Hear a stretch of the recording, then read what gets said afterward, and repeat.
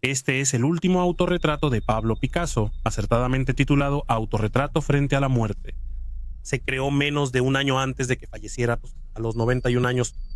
Tomó meses completarlo y tuvo varias versiones, pero la obra final expresó ansiedad y temor de forma inquietante. Su amigo, Pierre Dax, fue una de las pocas personas que comentó sobre el retrato.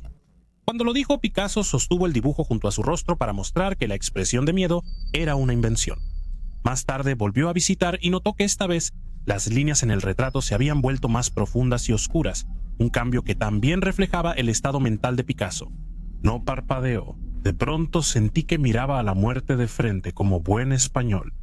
Meses después, Picasso falleció, y esta fue una de sus obras más comentadas. Una interpretación icónica de su propia muerte y un último autorretrato que refleja la angustia y el existencialismo que la acompañan. Eso es solo una introducción de lo que quería mostrarte hoy, porque en este video quiero hablar sobre el concepto del retrato final, el oscuro y perturbador mundo de la última vez que un artista crea una obra que refleja directamente su ser. Ha sucedido una y otra vez, casi siempre son diferentes. Algunas muestran la mente deteriorándose, otras los cuerpos rindiéndose, e incluso podría verse esperanza o curiosidad por lo que hay del otro lado. Es un tipo de arte increíblemente específico, pero creo que debería explorarse, así que hoy voy a mostrarte algunos ejemplos del último autorretrato y el inquietante mundo que lo rodea. Guillermo Utermühlen, artista estadounidense, ganó fama en los años 60 y 70 por su arte figurativo. Él creó obras que eran reflejos del mundo que lo rodeaba, pinturas realistas que eran definidas y directas al punto. Ocasionalmente incursionó en otros estilos de arte, pero esto es por lo que más se le conocía. Realizó muchos autorretratos durante su vida. Este lo creó en 1967 cuando tenía 33 años. William empezó a tener pérdida de memoria en 1991 y su trabajo lo reflejó.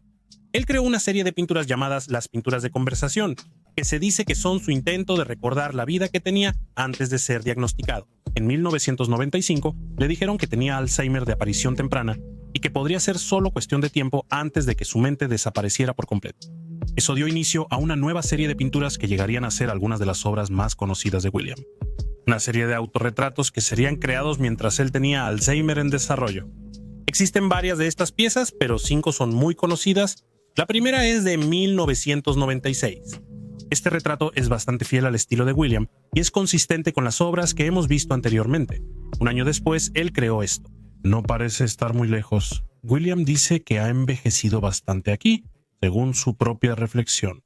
En 1998 las cosas ya habían cambiado, como vemos en su autorretrato de ese año. Vemos un rostro de angustia, desconectado de un cuerpo, mirándonos con desolación. Es claro que las cosas han pasado factura y quedan 2 piezas por ver, pero no mejoran. Esta es la pintura que vimos en 1999. En vez de una expresión sombría, no vemos ninguna, solo una imagen difícil de llamar rostro. Se hacen algunos intentos menores de crear un fondo y cierta apariencia de color. Un año después vemos la última pieza y también desaparece.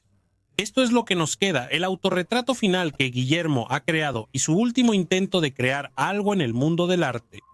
Un creador antes expresivo y detallista, capaz de reflejar su entorno, ahora ha perdido todo eso. Esta imagen lo ejemplifica claramente.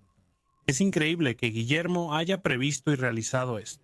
Esta es, sin duda, su serie de creaciones más famosa y surgió de un lugar terrible, pero siendo el artista que era, pudo convertirlo en algo con un significado inmenso del que se hablaría durante muchos años.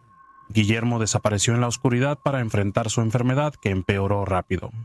En 2007 falleció de neumonía en un asilo en el oeste de Londres, pero muchos dijeron que el verdadero Guillermo ya se había ido antes, y que esta serie de autorretratos fue su última expresión artística y la última vez que mostró quién era realmente. Brian Charnley, artista inglés nacido en 1949, asistió a la Escuela Central de Artes en Londres, pero tuvo que dejarla tras ser diagnosticado con esquizofrenia aguda. Este diagnóstico influyó mucho en su estilo y usó su arte para expresar las dificultades y angustia de la esquizofrenia paranoide.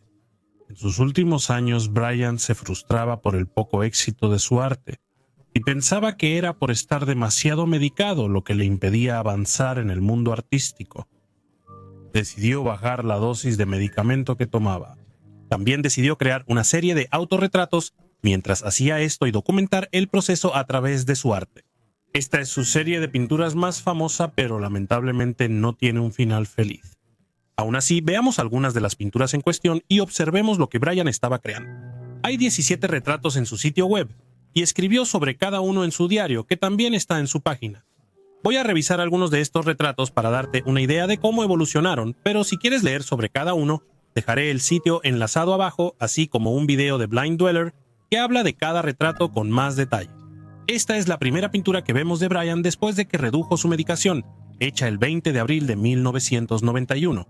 El retrato es un claro ejemplo de Brian lidiando con una sobrecarga sensorial.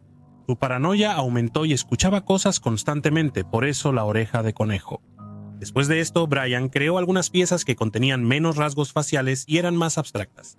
No fue hasta el 6 de mayo de 1991 que creó esta pieza, una especie de regreso a la forma para Brian. El autorretrato estaba más claro, pero las imágenes seguían inquietando.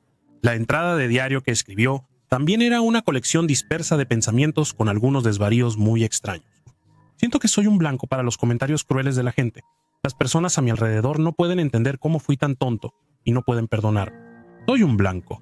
Los clavos en mis ojos muestran que no veo, mientras otros parecen tener percepción extrasensorial y yo estoy ciego en eso. El amor duele. Menos de 2 semanas después, el 18 de mayo, Brian creó esta obra surrealista y mucho más oscura. En esta etapa, Brian había reducido su consumo de medicamentos a un solo antidepresivo. Dormía menos y era probable que estuviera comenzando a caer en una depresión más profunda. De nuevo, la pintura muestra un blanco, esta vez en su boca, como metáfora de su incapacidad para socializar. Su cerebro fue reemplazado por una boca sobre la que no tenía control, una forma poderosa de expresar la impotencia de su estado mental. En mi opinión, este retrato fue un verdadero punto de inflexión en esta serie, un punto metafórico sin retorno. El 23 de mayo, Brian hizo esto, otro raro autorretrato que realmente se parece a él. Como puedes ver, otra vez reemplazó su cerebro por una boca. Lo escribió en su diario. El azul del retrato refleja cómo me sentía al bajar los antidepresivos. Me complació poder expresar un concepto tan puramente mental como la difusión del pensamiento con el simple recurso de convertir el cerebro en una boca, que lo pinté de nuevo. Uno se enfrenta mucho a la tarea casi imposible de describir con pintura aquello que es esencialmente totalmente invisible. Se empiezan a emplear símbolos y hay que encontrar el adecuado. Además, debe tener una carga poética asociada. Aún así, la gente es muy ignorante para ver. Es la tercera vez en esta serie que vemos a Brian reemplazar su cerebro con otra cosa, una práctica que desarrolló a lo largo de esta serie y que resultó ser una manera muy efectiva de comunicar los pensamientos confusos que ocurrían en su mente. Un mes después, el 27 de junio, Brian creía que se acercaba a una pintura que expresaría su esquizofrenia. Esta es la pintura que hizo en esa época. En su diario escribió: «Sigo teniendo una gran desventaja social. ¿Puede esto cambiar alguna vez o la ira siempre permanecerá? Tengo la intención de registrar mi progreso con más autorretratos para sumarlos cuando todos estén juntos como un documento importante sobre la vida». Al final del siglo XX, el autorretrato mostrará en profundidad lo que es ser humano y esquizofrénico. Desafortunadamente, no obtuvimos más autorretratos. Sin embargo, obtuvimos 2 pinturas más en esta serie. Una mostraba textos como enemigo, rival y pasado, y al centro, las cartas que tengo no sirven a menos que sean de otro mundo. Es una letra de canción de Bob Dylan. Luego recibimos una pintura sencilla que mostraba varios colores. Predominan rojo y amarillo. No había entradas de diario para estas pinturas, así que no tuvimos más contexto para la serie y nunca lo tendremos. Porque desafortunadamente estas pinturas fueron descubiertas el mismo día que Brian fue encontrado. Él se quitó la vida el 19 de julio de 1991 y estas fueron las 2 últimas cosas que creó. Esta serie es un viaje intenso y depresivo que refleja el estilo artístico y las luchas mentales de Brian. No solo fue su serie de obras más popular, sino también la que más conectó fácilmente con las personas que la vieron. Estaba frustrado por no tener éxito y lamentablemente logró su objetivo tras fallecer. Nunca vio lo que su trabajo significaba para otros, pero eso no lo invalida. Es una serie de trabajos increíble y una parte importante de su legado, aunque sí tuvo un precio muy alto. Francisco Goya fue un pintor español que nació a mediados del siglo XVIII. Se le consideraba uno de los artistas más importantes de su generación y ha pasado a la historia como uno de los más influyentes de todos los tiempos. Una de sus obras más famosas es la serie de grabados Los Caprichos. Estos grabados mostraban imágenes expresivas de los vicios y la depravación de la sociedad española, un tema constante en su obra. Sus obras criticaban a la sociedad, el gobierno, la guerra, la corrupción y la ignorancia. Sin embargo, aunque fue un creador prolífico que tenía opiniones firmes, no hay muchas conversaciones documentadas sobre sus pensamientos o su visión del mundo, y esto se debe a que su vida personal estuvo llena de luchas privadas relacionadas con su salud. A finales de los 1700 quedó sordo por una enfermedad no diagnosticada a tiempo. Esto inició una serie de problemas de salud que lo atormentarían toda su vida y se reflejaron en su arte. La obra de Goya se volvió más siniestra en esa época, reflejando una visión nihilista del mundo que se profundizaba. A los 73 años, Goya enfermó gravemente y parecía que moriría. Un médico amigo de Goya, Eugenio García Arrieta, logró cuidarlo y devolverle la salud pese a las dificultades. Durante este proceso, Goya estaba seguro de que iba a morir, pero viviría 8 años más, y por eso creó un retrato que los mostraba a él y a su médico juntos. La pintura se llama Autorretrato con el Dr. Arrieta. Sin embargo, también hay figuras oscuras y sombrías tras ellos. Esto podría ser su familia, un grupo de espectadores o una referencia al más allá, donde Goya creía que iría.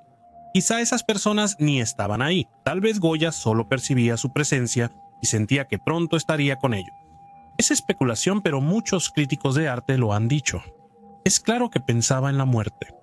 Este es el único autorretrato en el video con más de una persona y tiene una buena razón. Aunque hay al menos 5 figuras en esta pintura, Goya podría estar completamente solo. Sus ojos están apenas abiertos, esencialmente está siendo sostenido por su doctor, y sus manos están fuertemente aferradas a las sábanas, casi como si intentara aferrarse a la vida misma. De todos los artistas mencionados, Goya es quien peor está físicamente, pero su pintura destaca en calidad, ya que es el único que plasma su propio deterioro. Su lado mental está mayormente intacto, podemos verlo por la calidad de la obra, pero él está creando una representación de una enfermedad física, mientras que los demás lidiaban con una mental y por eso quería mostrártelo. El cerebro es la principal herramienta del artista, sin él están indefensos. Esa impotencia puede crear un arte distinto, un último intento de recuperar lo que tuvieron. Es un área deprimente, nihilista y sombría del arte, pero solo existe porque el artista sigue intentándolo, sigue tratando de crear y poner algo en un lienzo de lo que se sienta orgulloso. La tristeza real llega después, cuando el lienzo está en blanco y ya no hay nada que crear, cuando el cerebro del artista se deteriora totalmente. Por eso estas obras deberían verse con más esperanza. Son intentos reales y auténticos de crear algo a pesar de la angustia mental que está atravesando el artista. Las partes más oscuras de estas batallas no se verán en un lienzo.